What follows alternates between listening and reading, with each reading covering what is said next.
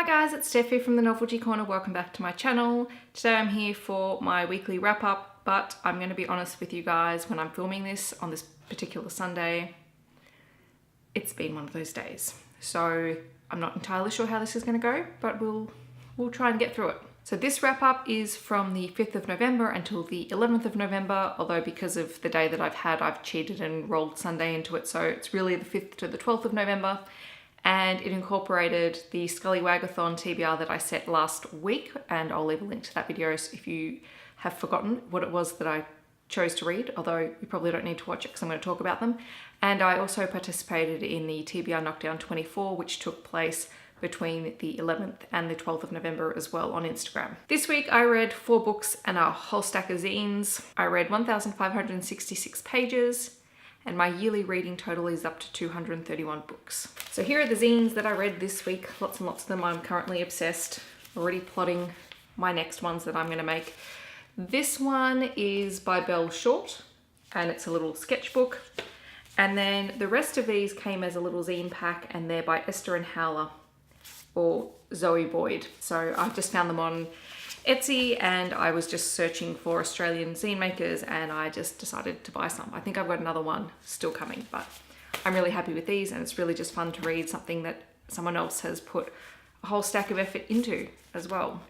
That's not just a book. Onto the books, so that we're not here forever. The first book that I read this week is This Is Shyness by Leanne Hall. This is a Love Oz YA story. It was published in 2010 by Text Publishing, and I gave it 4 out of 5 stars. I really adored this, although I really don't think I can explain it to you very well. It's sort of a dystopian story. Could be slightly paranormal, but you're never really told outright that it is. It's sort of reading between the lines potentially. But by the same token, if it's not paranormal, it could also be science fiction for the same reason. Because I'm going to do a terrible job of actually describing this book, I'm going to read you the blurb because I think, yeah, it's something that I can't describe properly. I can just describe what I felt while I was reading it. A girl on a mission to forget. A guy who howls. In the suburbs of Shyness, where the sun doesn't rise and the border crackles with the strange energy, Wolf Boy meets a stranger at the Diabetic Hotel. She tells him her name is Wild Girl, and she dares him to be her guide through the endless night. But then they are mugged by the sugar-crazed kids, and what plays out is moving, reckless, dangerous. There are things that can only be said in the dark, and one long night is time enough to change your life. So this story takes place over the course of one night, and obviously, as the blurb stated, Wolf Boy meets Wild Girl. Wolf Boy is very familiar with the suburb of Shyness, whereas Wild Girl has never really been there. And so over the course of one night, the two of them strike up a friendship/relationship as they sort of have to unravel a little bit of a mystery and track down some items that are lost as they cross paths with these sugar-crazed kids who are addicted to sugar. I can't do it justice to describe it, but what I can say is that this book was just so compelling. I read it in one day and I couldn't put it down. I just wanted to keep being a part of this very atmospheric world. And maybe I don't 100% understand it yet, but it was just really, really cool. And I loved Wolf Boy and Wild Girl. They were just such wonderful characters. Then I read Two Kinds of Truth by Michael Connolly, which was sent to me for review by Allen and Unwin. So thank you very much to them. This is a 2017 release, obviously published by Allen and Unwin, and I gave it 3.5 out of 5 stars. It is an adult crime novel. It is the 20th book in the Harry Bosch series. Now, I've never read any of the other Harry Bosch books, but generally being part of a crime series, these books are relatively easy to pick up no matter where you are in the series, and just read one as a standalone. That's the way that they're designed to be read. So there's lots of hints in there, I think, for people who are familiar with the previous stories, but if you're not, you can definitely pick this up and read it on its own because I did it and I enjoyed it. For those of you who aren't familiar, Harry Bosch is a former police officer who works as a volunteer solving cold cases in San Fernando. One day, Bosch and the town's 3 police detectives are called out to a local pharmacy where a young pharmacist has been killed, and Bosch suddenly finds himself embroiled in a case that has far wider reaching implications than previously thought. Meanwhile, an older case of Harry's comes back to haunt him when a killer that he imprisoned many, many years earlier claims that Harry framed him, and there is apparently evidence to go along with it. So these two cases collide and Harry has to deal with the fallout from both of them. This was a good crime novel. I mean, there's a big chunk in the middle that was relatively slow, but with the crime novels, you tend to have sections that do go slower because you need to unpack the case and add in extra details and all that.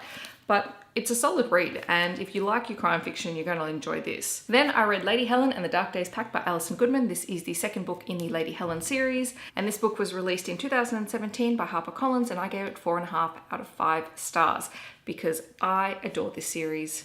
I really, really do.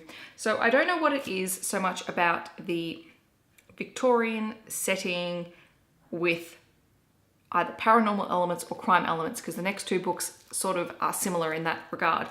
But this was just delightful to read. And having heard Alison Goodman speak about this series and the research she's done for it, I have a really, really profound sense of respect for the way that the author has gone to write this book. Now, I'm not familiar with that time period, so I don't know how accurate it is, but listening to her speak about what she has researched was really fascinating. And going into reading this book with that in the back of my mind, I found I was paying really close attention to everything that was happening in this book. So I can't go into too many details because it is the second book in the series. However, Lady Helen finds herself in Brighton for the season, and while she's there, she is training to become a reclaimer for the Dark Days Club. But all is not as it seems, and there is intrigue with the Dark Days Club. There are the interpersonal relationships between Helen and her friends. And then there's the relationship between Lady Helen and Lord Carlston, and oh boy, I love this. So if you like historical novels, if you like your paranormal elements, definitely pick this up. With my historical novels, I have Hunting Prince Dracula by Kerri Maniscalco. This is published by Jimmy Patterson for Little Brown Books, and it was released this year, and I gave it 4.5 out of 5 stars. And when I said I was making comparisons between this and Lady Helen, I was doing it while I was reading this book because I read this one second.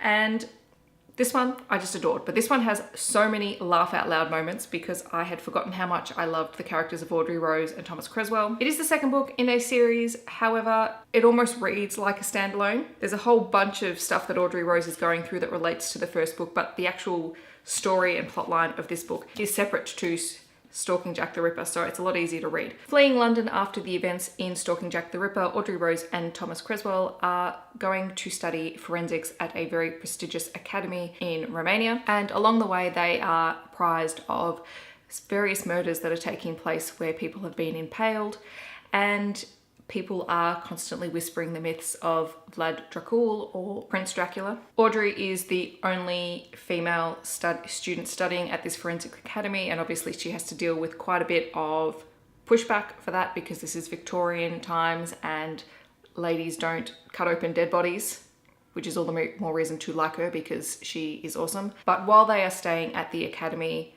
even more deaths occur on the grounds of the school, and Audrey and Thomas begin to investigate those deaths and try to unravel the mystery that has sort of become entwined with the myth of Prince Dracula and a whole lot of other superstitions that have arisen. What can I say about this book? It is hilarious. The interactions between Audrey Rose and Thomas are just hysterical because they obviously like one another, and where in Lady Helen and Lord Carlston are really aware of society's expectations of them and the propriety that surrounds that particular time. Thomas and Audrey know that, and yet they push the boundaries of that. And this one is obviously feels more YA than Lady Helen, but it was still fun, and it was just nice to have a comparison and to read two books with two sort of forbidden relationships that I really liked and really enjoyed, and I really like the interplay that these characters have. There's also a lesbian relationship in this book, which I absolutely adored, and it was just dealt with beautifully by the characters from initial shock to acceptance, and all of the gruesome, gory details of the murders that take place and the autopsies that happen. I love that stuff, I always have, and it was just, really fun to read. Even though I'd suspected the character who was eventually revealed to be the person behind the murders at one point in the book, I wasn't convinced. So they were like on my shortlist basically. And it was really nice to have that mystery where I could have a guess and then I could be misled. I actually like that. I like when you can't guarantee that what you think is going to happen is going to happen, and when it happens in a way that you don't expect. So I really like that, which is why I gave it 4.5 out of 5 stars. So those are the books that I read this week. I'm sorry for my very incoherent rambling. It's just been one of those days, but hopefully this will make sense. And if anything I said doesn't make sense, please let me know in the comments and I'll just try and sort out my thoughts and maybe be able to respond in an appropriate way. Let me know in the comments what you have been reading this week. I hope that you've had a fantastic reading week and a great weekend, and I will catch you guys on Wednesday with another video. Thank you so much for watching. Bye guys.